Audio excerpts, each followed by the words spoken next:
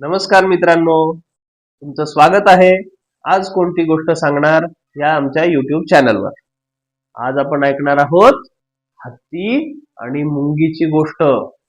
चला तर ऐकूया आजची एक छान गोष्ट. ठीक आहे. तर एक असतं जंगल. छान जंगल असतं, हिरवगार जंगल असतं. का बरं? कारण त्या जंगलातनं एक छान नदी जात असते. नदीमुळे जंगल एकदम हिरवगार असतं. जंगलामध्ये सगळ्या प्रकारचे प्राणी, पक्षी, कीटक, वनस्पती, वृक्ष सगळं काही असतं आणि एकदम मस्त जंगल असतं ते. त्या जंगलामध्ये अगदी कोल्हे, लांडगे, वाघ असे पण प्राणी असतात. अस्वल, हरिण, नीलगाय वगैरे असे पण प्राणी असतात. मोर, पोपट, कावळा, चिमण्या, गिधाड, गरुड असे पक्षी असतात आणि एक हत्ती असतो. त्या जंगलात सगळ्यात शक्तिवान प्राणी कोण असतो? तो हत्ती. हत्ती एका ठिकाणी राहत असतो, मैदानात एका, आणि रोज तो आंघोळ करायला आणि पाणी प्यायला नदीवरती येत असतो. तो आता अतिशय बलाढ्य हत्ती आणि त्याला कोणाचीच भीती नाही.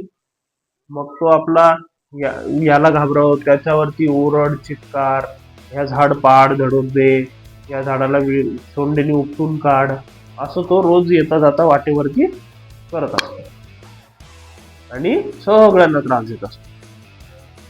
मग काय होतं, एकदा असाच तो चाललेला असतो. त्याला असं इकडं कानाच्या मागे खाजवल्यासारखं होतं. मग तो काय करतो, एका झाडाला टेकतो, असा असा असा असा असा असा झाड हलवतो, पूर्ण अंग घासतो त्या झाडावर. त्या झाडाच्या पायथ्याशी एक मुंग्यांचं वारूळ असतं. मुंग्या बिझी असतात, त्या सगळं आपलं अन्न गोळा करायचं. मुंग्या खूप सतत काम करत राहतात मुंग्या, बरं का. ते आपलं सगळं अन्न गोळा करत असतात, ते सगळं वारुळात आणून ठेवतात, परत वारुळ चांगलं करतात, डागडुजी. नेहमी व्यस्त असणारा प्राणी असतो मुंगी. आणि ते हलवतो तो, त्यांचं वारुळ पण हालायला लागतं. वारुळ हालायला लागतं तर मुंग्या बाहेर येतात. काय झालं, काय भूकंप वगैरे झाला काय? येऊन पाहतात तर नाही, हत्ती आहे म्हणे एवढा मोठा, आणि तो झाडाला अंग घासतोय आणि त्याच्यामुळे त्याच्या मुळाशी असलेलं आपलं वारुळ हालतंय. मग आता मुंग्या आवाज देऊन पाहतात हत्तीला. हत्तीचा कान एवढा वर, मुंगी असते खाली जमिनीवर, तिचा काय आवाज जात नाही. मग काही मुंग्या झाडावर चढतात आणि त्याच्या समोरच्या फांदीवर येतात आणि तिथनं त्याला आवाज देतात. त्यांच्याकडे बघतो. मग त्या म्हणतात, हत्ती दादा, या झाडाला हलवू नका, याच्या पायथ्याशी आमचं वारुळ आहे. तुम्ही जर हलवलं हे झाड तर आमचं वारुळ सगळं उद्ध्वस्त होऊन जाईल. हत्ती त्यांच्याकडे पाहतो, सोंडेने अशी हवा मारतो आणि उडवून लावतो. परत त्या मुंग्या येतात, तेवढं झाड चढवून वरपर्यंत. परत त्याच्याशी बोलायचा प्रयत्न करतात. तो परत काय ऐकतो का? तो परत ऐकत नाही. परत त्यांना उडवून लावतो. मग तिसऱ्या वेळेस मुंग्या विचार करतात, हा गर्विष्ठ हत्ती आहे म्हणे, हा काही असा ऐकणार नाही. मग ते त्याच्या वरच्या फांदीवरती जातात आणि तिथनं त्याच्या इथे उड्या मारतात. मग हळू अशा तुरु तुरु तुरु तुरु तुरु तुरु करत कुठे जातात? त्याच्या कानामध्ये जातात. आणि कानामध्ये एकदा गेल्या की मग त्या जोर जोरात चावायला लागतात त्याला कानामध्ये. कानामध्ये बाहेरून हत्ती किती जरी धष्टपुष्ट असला, किती जरी एकदम शक्तिशाली असला, तरी कानाच्या आतमध्ये मात्र सगळे प्राणी सारखेच असतात.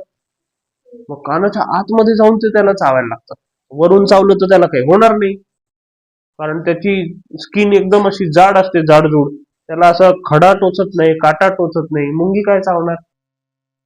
मग त्या मुंग्या कानात जातात, कानात चावतात. कानात चावायला लागल्यावर मात्र त्याला काही सुधरत नाही. तो इकडे तिकडे सैरावैरा पळायला लागतो, आरडाओरडा करायला लागतो, वाचवा वाचवा म्हणायला लागतो. त्याला आधी कळतच नाही काय झालं. आणि मग त्याच्या लक्षात येतं, अरे, मुंग्यांनी आपल्याला कानात चावायला सुरुवात केली आहे. तो मोठमोठ्याने ओरडतो, अंगावर पाणी टाकून घेतो, काही करतो, पण कानामध्ये काही जातं का? त्याचा कान असं बाहेर एवढं मोठं हे असतं, आतमध्ये काही जात नाही. आणि त्याचे पाय असे मोठे मोठे, तोंड पण मोठी, तो कानात काहीच करू शकत नाही. मग तो मोठमोठ्याने ओरडून मग त्या मुंग्यांची माफी मागायला लागतो, की तुम्ही मला सांगितलं, मी काही तुमचं ऐकलं नाही, आणि आता मला तुम्ही क्षमा करा, मी पुन्हा असा त्रास तुम्हाला देणार नाही. आणि मग असं म्हणल्यानंतर मग त्या मुंग्या कानातनं बाहेर येतात आणि मग हत्ती तिथनं चालल्या जातात आणि मुंग्या आपल्या त्यांच्या कामात परत व्यस्त होऊन जातात. तर अशा प्रकारे मुंग्यांनी हत्तीला धडा शिकवला, मूर्ती लहान पण कीर्ती महान. ज्यावेळेस तुमच्या समोर अतिशय शक्तिशाली व्यक्ती किंवा प्राणी किंवा शत्रू जरी असला तरी तुम्ही थोडा विचार करून त्याला मात देऊ शकता. अशी आहे आजची गोष्ट. लाईक करा, शेअर करा, सबस्क्राईब करा. थँक्यू. थँक्यू.